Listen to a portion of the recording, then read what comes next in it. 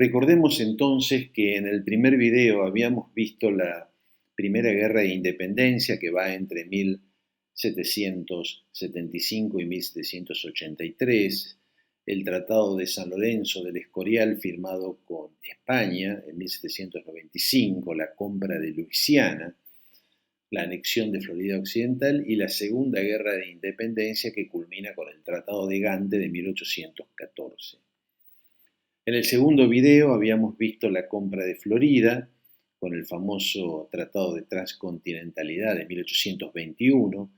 Habíamos observado el tema del compromiso de Missouri, la Declaración Monroe, la anexión de Texas, la cuestión del Maine y la supresión del condominio de Oregon. Estos dos tenían que ver con el límite con Canadá. Luego nos dedicamos al estudio de la cuestión de California con el célebre Tratado de Guadalupe Hidalgo de 1848, el Tratado Clayton-Balber entre Estados Unidos y Gran Bretaña por el tema de la construcción del canal y la cuestión de Mesilla en 1853, que era una modificación del Tratado de Guadalupe Hidalgo. En este tercer y último video nos vamos a dedicar a la Guerra Civil estadounidense entre 1861 y 1865. Allí vamos a ver la posición de las grandes potencias, pero también dos hechos importantes. Uno es el incidente del Trent de 1861. El otro tema es el arbitraje de Alabama que va a concluir en 1872 en un tribunal internacional.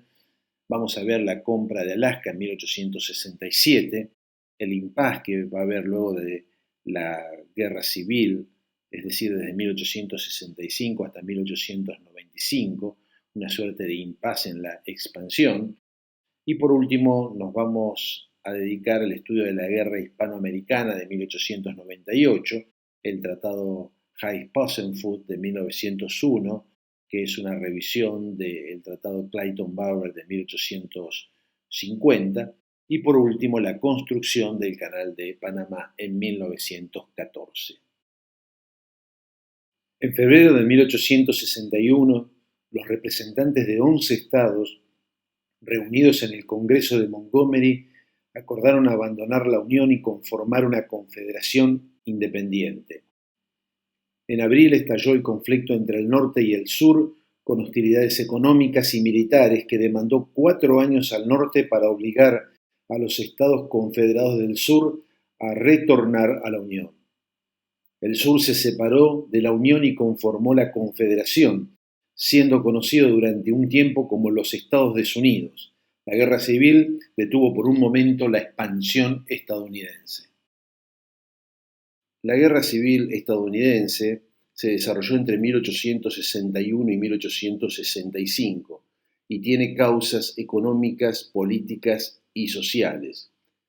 Recuerden ustedes que este proceso es el enfrentamiento entre las fuerzas militares del norte de la Unión con las fuerzas del sur, pertenecientes a los estados esclavistas.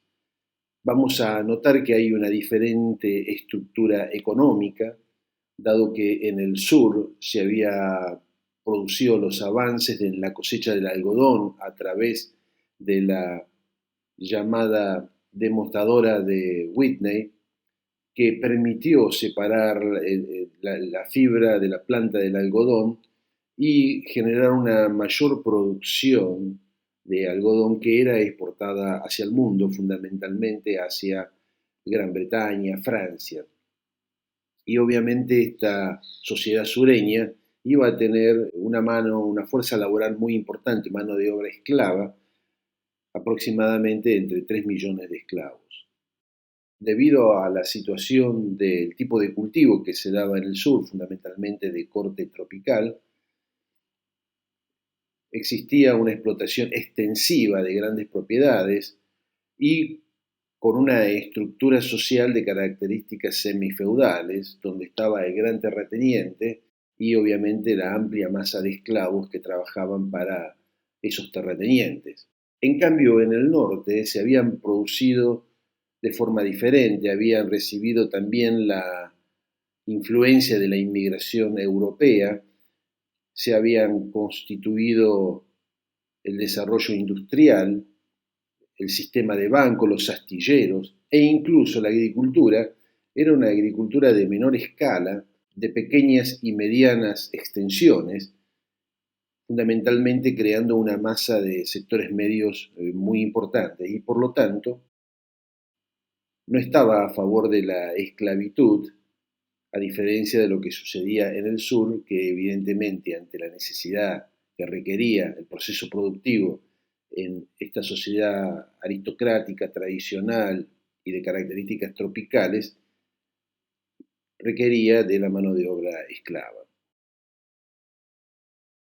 Por supuesto que este enfrentamiento que existía entre los esclavistas y los no esclavistas y los abolicionistas, así como también entre los proteccionistas y los librecambistas, o, por ejemplo, en la aristocracia del sur y las clases medias del norte, se reflejaban en el sistema político.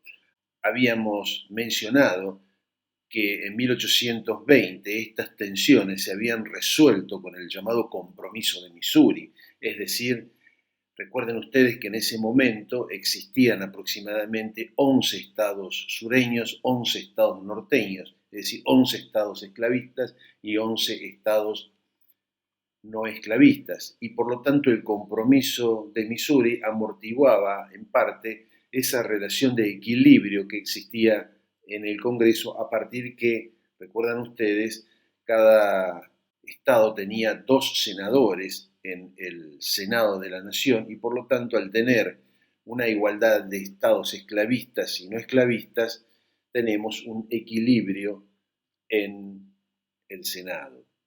Por lo tanto, no había la subordinación de uno hacia otro.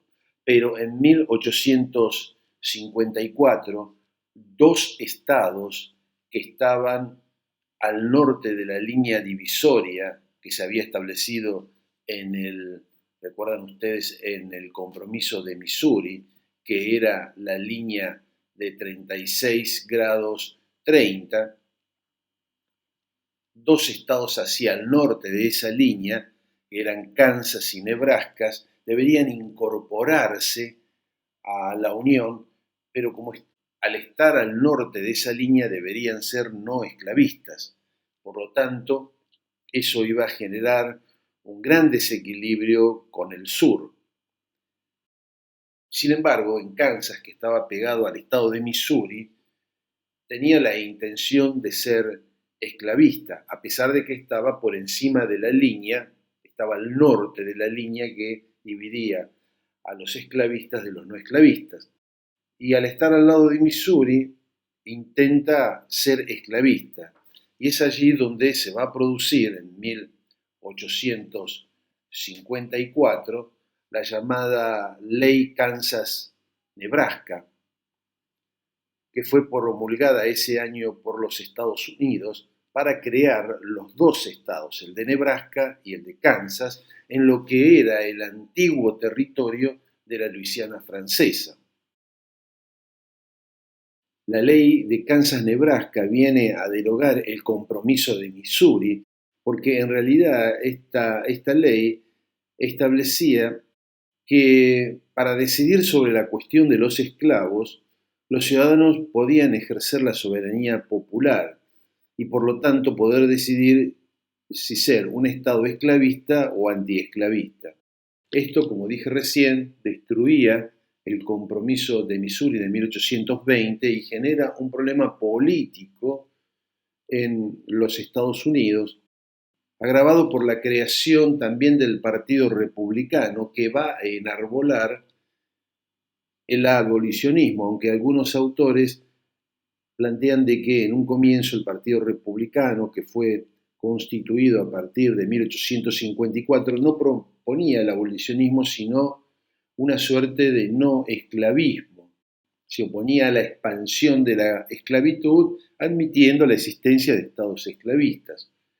Entonces, esta situación es lo que produce la ruptura del Compromiso de Missouri de 1820 y va a llevar a que se dilate el ingreso de los estados de Kansas y de Nebraska. Kansas va a ser admitido recién en 1861 y Nebraska va a ser admitida en 1867.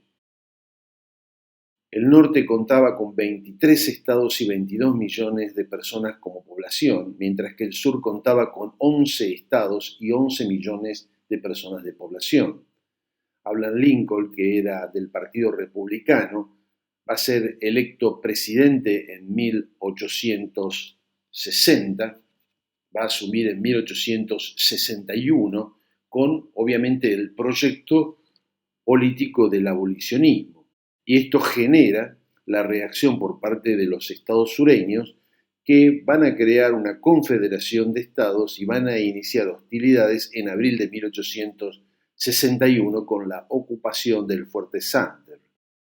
Aquí vamos a tener enfrentados a dos líderes, Abraham Lincoln, que va a ser el presidente de la Unión, el presidente de los Estados Unidos, republicano, frente a Jefferson Davis, que va a ser el presidente de la Confederación de Estados del Sur. El Plan del Sur consistía en una guerra relámpaga para apoderarse de Washington y conseguir la intervención de Gran Bretaña y de Francia. Para los sudistas, el algodón gobierna al mundo. Por eso la Confederación buscó el reconocimiento político de Gran Bretaña y de Francia y el apoyo militar de estos dos países. Gran Bretaña y Francia sufrieron las consecuencias del no envío del algodón, porque se produjo el bloqueo por parte de la Unión a los estados sudistas, aunque los mismos sudistas no exportaban en un primer momento para generar tensión en Gran Bretaña y Francia. En efecto, los precios subieron y la materia prima escaseaba, lo que generó baja de productividad que amplió el desempleo. Gran Bretaña trató de reemplazar el algodón norteamericano con el algodón de Egipto y Francia con el algodón de la India. Pero recuerdan ustedes que habíamos hablado de la desmotadora de Whitney, que hacía que las máquinas que procesaban el algodón, tanto británicas como francesas, estaban habituados al algodón estadounidense y no al de la India y el que provenía de Egipto. Es decir, generó problemas de producción limitada a los productos de algodón. Este conflicto es una guerra civil, por lo tanto no es un objeto central de la historia de las relaciones internacionales, pero sí nos interesa algunos acontecimientos internacionales que suceden durante el desarrollo de este conflicto. Por ejemplo, el incidente de Trent de 1861, de diciembre de 1861. ¿Por qué? Porque la Confederación había enviado emisarios a Europa, Mason y Slidell. ¿Recuerdan Slidell con el tema de México? Bueno, ahora reaparece nuevamente, es uno de los dos emisarios que fueron detenidos a bordo del navío mercante Trent por el capitán del San Jacinto, un buque de guerra de la Unión. Bueno, aquí había un problema que era propio del derecho internacional, pues se trataba de un barco inglés que navegaba con bandera de país neutral. Los prisioneros fueron conducidos a Boston. John Russell solicitó su devolución en el plazo de 7 días, una suerte de ultimátum, porque los navíos de guerra ingleses habían salido hacia Canadá y se disponían a la guerra contra la Unión, el apoyo al sur y a favor de la independencia del sur. Francia se une también al pedido británico. Entonces estamos cerca de la guerra. El gobierno del norte, es decir, el gobierno de Abraham Lincoln, tuvo una actitud conciliadora y liberó a los dos emisarios, desaprobando el accionar del capitán Wilkes, recuerdan ustedes, del San Jacinto, y con ello privó a Palmerston del pretexto para una intervención militar en Estados Unidos. La presión conjunta había tenido un resultado positivo, pues había logrado la liberación de los dos emisarios de la Confederación, Mason y Slidell. El otro punto fundamental es la posición de las grandes potencias frente a la guerra de secesión. En 1861, los emisarios rebeldes, Yancey y Ross, fueron recibidos por Russell, que era el ministro del gabinete de Palmerston. El gobierno inglés decide reconocer a la Confederación como Estado beligerante y luego declara su neutralidad ante la guerra. Esto es muy importante porque los sudistas no eran considerados rebeldes, sino como un Estado beligerante. Recuerden que para el derecho internacional la declaración de rebeldía, o sea, ser un rebelde, no es lo mismo que declarar la neutralidad, en el sentido de que la neutralidad indica dos partes en el conflicto y por lo tanto implica estados en beligerancia. Entonces se le reconocía ese estatuto de beligerancia a los estados sudistas. Ese era un avance muy importante dentro del desarrollo del conflicto. En Francia, Slidell se reunió con Napoleón III y solicitó que reconozca la Confederación. Napoleón III seguía los pasos de Gran Bretaña, que tenía una flota importante para prestar una ayuda a Francia en la guerra. Recuerdan ustedes que había una asistencia mutua entre Francia y Gran Bretaña. Francia contaba con el ejército, Gran Bretaña, el Reino Unido precisamente, con la flota. El 14 de septiembre de 1862, es decir, un año después del inicio del conflicto, un poquito más, Palmerston recomienda el reconocimiento y el gobierno se reuniría entre el 23 y 30 de septiembre para tratar este tema. Entre esas fechas se declara la abolición de la esclavitud por parte de la Unión, de Abraham Lincoln, y esto lleva a Palmerston a retirar el proyecto de reconocimiento por el impacto y simpatía que tuvo en la Europa democrática. Es decir, aquí Gran Bretaña estaba presionado porque supuestamente iba a reconocer a un Estado esclavista cuando la sociedad europea veía con muy buenos ojos el abolicionismo de la esclavitud en Estados Unidos. A diferencia de Francia y del Reino Unido, Rusia va a apoyar al norte en contra de estos dos países. Recuerden que en 1863 se había producido el levantamiento polaco, esto lo mencionamos cuando habíamos hablado de la unidad alemana. Habíamos dicho que Bismarck, hacia 1863, había colaborado en la represión que hizo el zar respecto del levantamiento polaco de 1863. Bismarck había cerrado la frontera con Rusia para impedir que los polacos huyan hacia Prusia, facilitándole la represión al zar. En contrario, Gran Bretaña y Francia, recuerden ustedes, especialmente Francia, había planteado la necesidad de una conferencia internacional para tratar el tema del levantamiento polaco, a la cual Gran Bretaña no se había adherido. ¿Por qué? Porque no quería constituir una república polaca pro-francesa en Europa Oriental. Por lo tanto, no existió la posibilidad de debatir el tema polaco en una conferencia internacional que era propuesta por Francia, por Napoleón III. Es decir, acá tenemos a Prusia, que estaba apoyando a Rusia, y obviamente Gran Bretaña y Francia, que incomodaban al zar para tratar de llevarlo a una conferencia internacional. Es por eso que en 1863 Alejandro envió 2 escuadras rusas a América del Norte. Una escuadra llegó a Nueva York y la otra a San Francisco. No había una alianza formal ruso-estadounidense, pero los barcos que llegaron a los puertos representaban una alianza de hecho. En este momento se produce la impracticabilidad de la doctrina Monroe. Fíjense ustedes lo que habíamos ya mencionado, que Estados Unidos no la va a poder llevar a la práctica sino hasta 1895.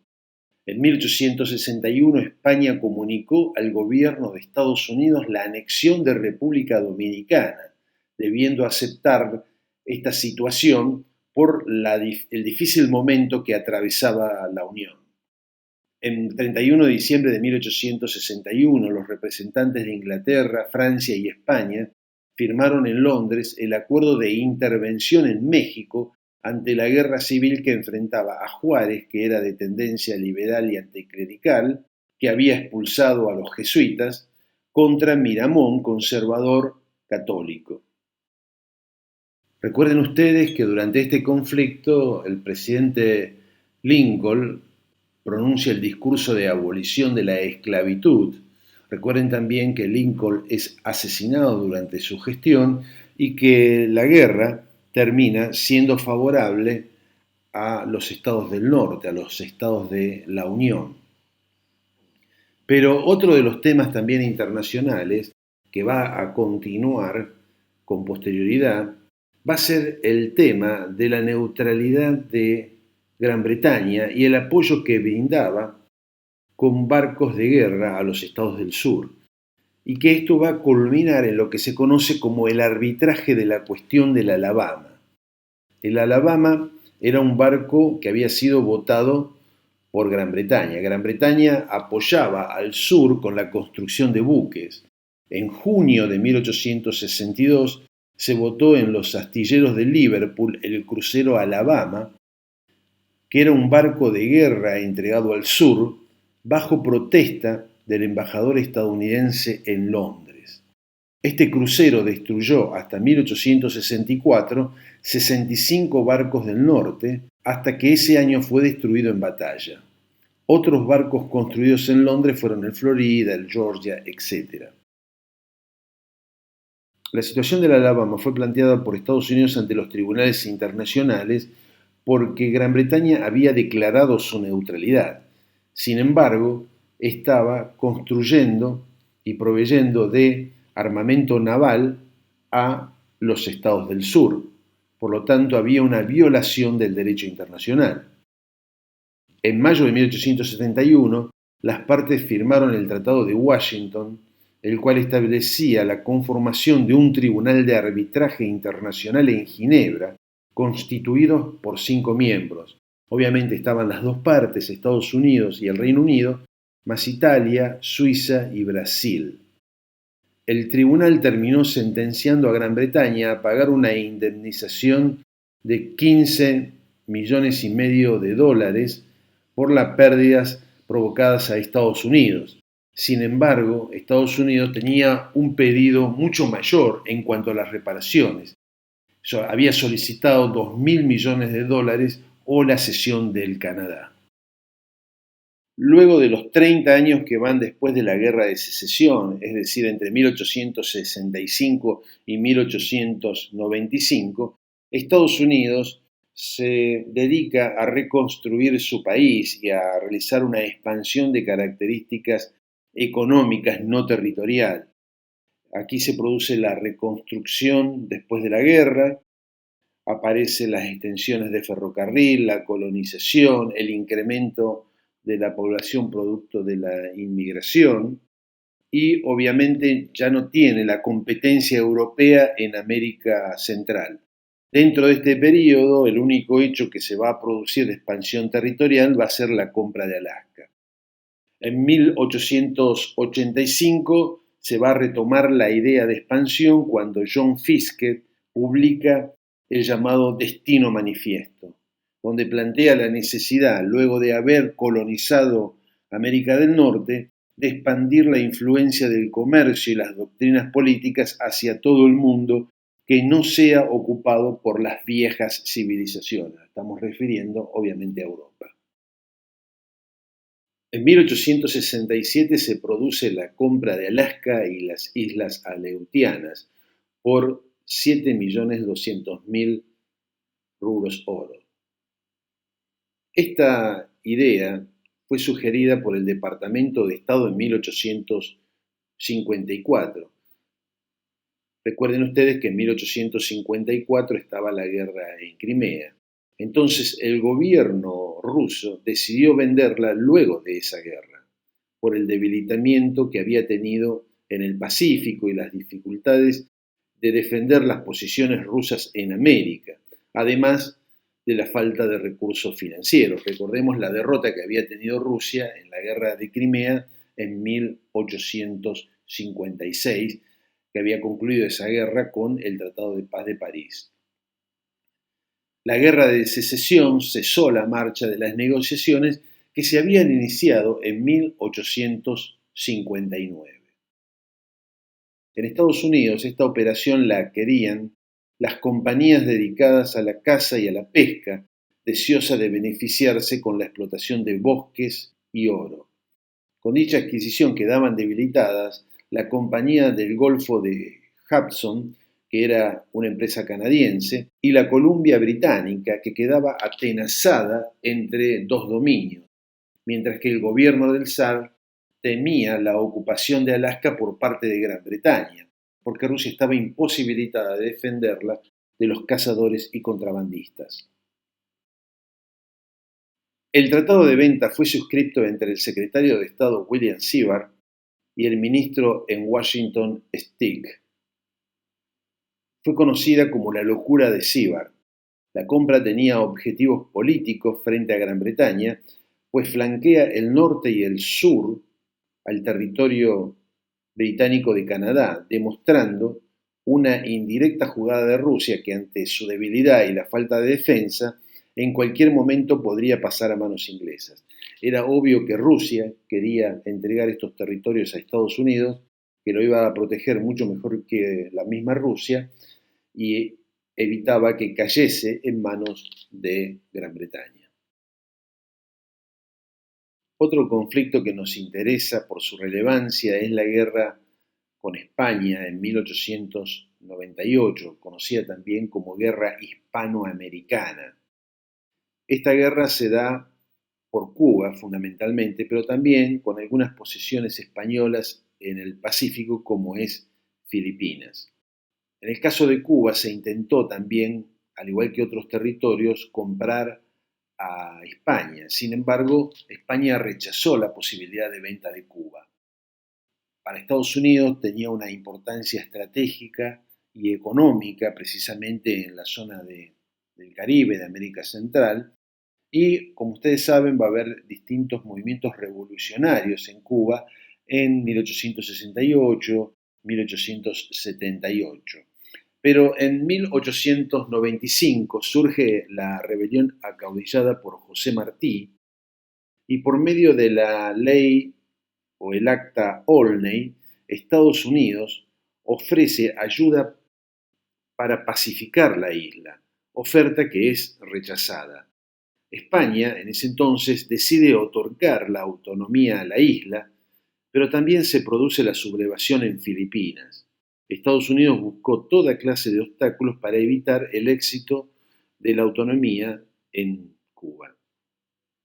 En 1898, a fin de intimidar a los españoles, Estados Unidos envió el acorazado Maine a la costa de Cuba, entrando sin aviso en la rada de La Habana. Por su parte, en represalia, España envió el Vizcaya a Nueva York. Se produce la explosión del Maine, que estaba amarrado en el puerto de La Habana, y se genera una duda respecto de qué es lo que había pasado con este barco, si había sido una implosión, es decir, hecha desde dentro del barco, o si había sido realmente una explosión con un atentado o alguna otra característica de suceso que hubiese pasado con este barco. Esto se debatió, se habló también de las operaciones de la CIA en la explosión de este barco, que llevó a cambiar el parecer de la opinión pública norteamericana y obviamente la posibilidad de participar en una guerra. Obviamente que ante la duda de lo que había sucedido con esta explosión del Maine, ante la falta de unanimidad, se crearon dos comisiones de investigación que llegaron a causas distintas. Para la comisión estadounidense, la explosión fue externa, mientras que para los españoles fue interna al navío. Estados Unidos culpó a España y exigió en carácter de ultimátum la retirada de Cuba. España rechazó la culpabilidad en el incidente y también el ultimátum, aunque la flota americana ya bloqueaba Cuba. Se inicia la guerra entre España y Estados Unidos por Cuba. Cuando estalla la guerra, España estaba aislada. El imperio alemán buscaba su alianza, pero España la rechazó y quedó fuera de la llamada Triple Alianza. Era aquella alianza que se había conformado en 1882 entre Alemania, Austria-Hungría e Italia. Podría haberse unido a la Entente franco-rusa, pero no lo quiso para evitar enemistarse con Gran Bretaña. La Entente franco-rusa fue constituida entre 1892 y 1894. En 3 meses España fue vencida. Quiso llegar a un acuerdo para evitar tener que entregar Puerto Rico y Filipinas a Estados Unidos, pero el 16 de julio capituló Santiago de Cuba y luego Estados Unidos se apoderó de Puerto Rico y Manila. El gobierno de la regente María Cristina buscó la paz a través de Francia. El embajador francés Jules Cambon solicitó el 26 de julio al presidente de los Estados Unidos, McKinley, conocer las condiciones que Washington exigiría de España para dar por finalizada la guerra. Es por eso que en 1898 se va a firmar un nuevo Tratado de París, ahora entre Estados Unidos y España, donde España renuncia a la soberanía sobre Cuba y evacúa de inmediato sus tropas. Cedía Puerto Rico, todas las demás posesiones en las Antillas Occidentales, la isla Guam en el archipiélago de las Marianas y Filipinas. Estados Unidos pagaba a España $20 millones. Cuba se proclamará independiente en 1902. Las restantes posiciones en Asia, por ejemplo las Islas Marianas, estaban más en el Pacífico, Carolinas y Palaos, incapaces de ser defendidas debido a su lejanía y a la destrucción de la flota española, fueron vendidas a Alemania en 1899 por 25 millones de pesetas. Con la adquisición de la isla Guam, junto con la anexión de Hawái, aprobada por el Congreso por simple mayoría en 1900, Estados Unidos completaba su ruta transoceánica y garantizaba el camino hacia China, en perfecta consonancia con la política de puertas abiertas, es decir, la llamada doctrina Hai, que luego vamos a ver cuando veamos el tema de China, que proclamaría meses después. Quedaba obviamente también la situación en Filipinas, en la cual Estados Unidos ahora quedaba bajo control de esta colonia. Es interesante ver la situación posterior de Filipinas, porque el Tratado de París del 10 de diciembre de 1898, que era consecuencia de la guerra hispano-estadounidense, permitió a los Estados Unidos adquirir el archipiélago de las Filipinas. La situación colonial persistió y en 1934 el Congreso estadounidense aprobó la ley Tiddy-McDuffie, también conocida como Ley de Independencia de Filipinas. Dicha ley ordenaba entregar los derechos soberanos sobre el territorio y pueblo de Filipinas a un gobierno propio, instituido por su constitución luego de un periodo transitorio de 10 años. Durante la Segunda Guerra Mundial, recuerden ustedes que las Filipinas fueron ocupadas militarmente, pasando a ser colonia japonesa.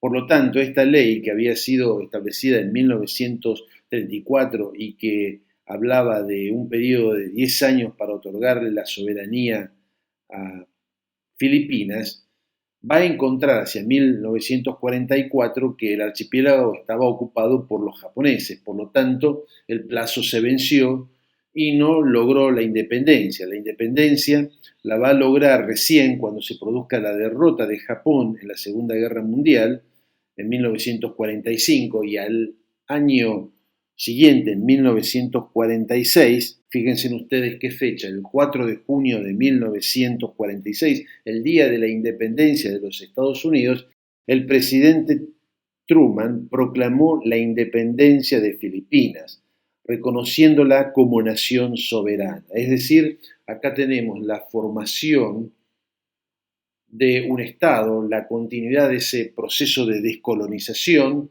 a partir del otorgamiento de otra potencia de la independencia a un Estado, que es en este caso el caso de Estados Unidos, que en 1946 le concede la independencia a Filipinas. La otra cuestión también que se va a resolver ahora en 1901 es el tema del canal interoceánico, que habíamos visto en 1850 se había firmado el acuerdo Clayton-Balber y ahora se va a firmar el tratado Hay-Pausenfurt de 1901. Recordemos que desde la década del 60, el presidente Grant se manifestó a favor de la dominación indivisa de Estados Unidos sobre el canal y solicitó revisar el tratado Clayton-Balber. En 1880, el gobierno del presidente Hayes planteó que como el canal unía las costas del Pacífico y el Atlántico de Estados Unidos, debía quedar bajo su control. Sin embargo, Gran Bretaña no escuchaba estas propuestas de Estados Unidos. La cuestión fue apremiante cuando Estados Unidos puso un pie en el Pacífico y exigía la oportunidad porque Gran Bretaña estaba ocupada en la guerra en Sudáfrica, como vamos a ver, la guerra anglo-boer entre 1899 y 1902. Será McKinley en 1898 quien proponga la revisión del Tratado Clayton-Balber, ahora aceptada por el Reino Unido ante su debilidad internacional. Luego de 2 años de negociación, el gobierno estadounidense, por el Tratado Hay-Pausenfurt de 1900, establecía que Estados Unidos podía construir el canal y se comprometía a respetar su neutralización, así como el libre paso en tiempos de paz o guerra de los barcos mercantes y de guerra. Es decir, el canal sería construido por Estados Unidos, pero la neutralización recaía en Estados Unidos y Gran Bretaña. El tratado fue revisado por el Senado y Gran Bretaña, presionada por el conflicto anglo-boer, debió firmar un segundo tratado, Hay-Pausenfurt, de noviembre de 1901, donde Estados Unidos adquirió el derecho a construir solo el canal, establecer fortificaciones y una fuerza de policía militar. Al año siguiente, Estados Unidos firma un tratado con Colombia, el tratado Hay-Errán, que le permitía recibir de Colombia por un plazo de 100 años la exclusividad para la construcción del canal, su explotación y control. A su disposición pasaba una franja de 5 kilómetros de ancho. En caso de que Colombia no pueda garantizar la seguridad del canal, esa facultad era transferida a Estados Unidos. Pero ante la amenaza del uso de la política del garrote por parte de Hay, el Senado de Colombia votó unánimemente en contra del tratado, es decir, que este tratado fue rechazado por el Senado. Entonces, ¿Estados Unidos qué hace? Planifica el levantamiento armado en el Istmo de Panamá para luego intervenir en la región. Un golpe de Estado que el propio gobierno de Estados Unidos fomentó estalló en noviembre de 1903, el 3 de noviembre de 1903. Al día siguiente se estableció la República de Panamá, cuyo presidente era Amador Guerrera. El 6 de noviembre fue reconocido por Estados Unidos. Y días después, el 18 de noviembre, Estados Unidos y Panamá firman ahora el Tratado Hay-Buno-Varilla para la construcción del canal. Se ofrecía incluso mejores condiciones que el Tratado Hay-Errán. Reconocía la independencia de Panamá, otorgaba para siempre y no por 100 años la concesión del tratado, recibía para siempre 4 islotes en el istmo y los territorios necesarios. También otorgó la concesión a la nueva Compañía del Canal de Panamá, la neutralización del canal conforme al tratado Hay-Pausenfurt. También garantizaba la igualdad para todas las banderas y el pago de una indemnización de 10 millones de dólares originalmente destinado a Colombia. Este tratado fue ratificado por el Senado estadounidense en febrero de 1904, mientras que la construcción terminó 10 años después, la construcción del Canal de Panamá, 10 años después, en 1914. La historia del Canal de Panamá va a tener otras vicisitudes, fundamentalmente durante el desarrollo del siglo XX, particularmente en la relación entre Estados Unidos y Panamá, que nosotros no la vamos a desarrollar porque ustedes la van a ver en la asignatura Historia de las Relaciones Internacionales Latinoamericanas y Argentinas, pero sí nosotros debemos destacar que hacia el 2013 Nicaragua relanzó la idea de construir su canal y reavivó la competencia con el canal de Panamá. Esta idea estaba impulsada por algunos inversionistas chinos que supuestamente con el aval del presidente Xi Jinping iban a desarrollar o van a desarrollar, todavía está la incertidumbre sobre este proyecto, de construir un nuevo canal en Nicaragua. Recordemos que durante el siglo XIX estaba esta propuesta de construir el canal en Nicaragua, pero las problemáticas que existían en esa región, tanto por las sublevaciones, la falta de control, la competitividad entre Estados Unidos y Gran Bretaña, las dificultades geográficas, bueno, llevaron en última instancia a que se traslade esa construcción de Nicaragua hacia el istmo de Panamá. Y ahora, nuevamente, a partir del año 2013, Nicaragua planteó esta idea de establecer el proyecto de construcción del canal de Nicaragua con capitales chinos.